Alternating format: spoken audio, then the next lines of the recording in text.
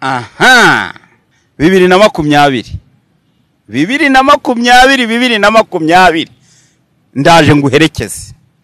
ndaje nguherekeze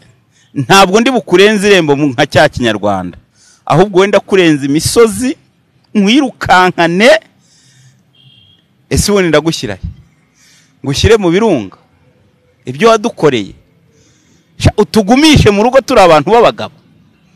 utunywesha igikoma cy'abana utubuze kugenda tutabuze itike 2020 mbega we mbega ushigaje iminsi maze nze kureba ni iminsi ngahe ushigaje iminsi do ine ngewe rero nguherekeje hakiri kare n'ibiboko byinshi 2020 ufunga imipaka yose yo kwisi uhagarika indege ufunga amato mu nyanja ese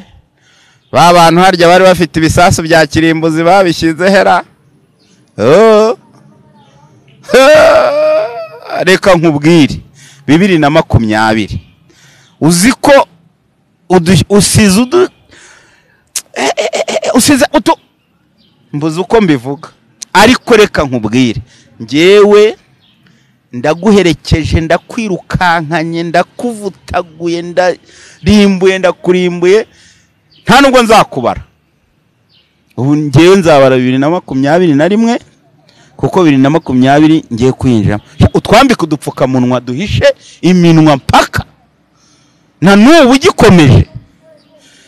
ugeze utya rero uravuze utireka nze nirate no kuri 21 yizazana amatwara yayo wowe umenye ibyawe nagira ngo nkubwire rero ko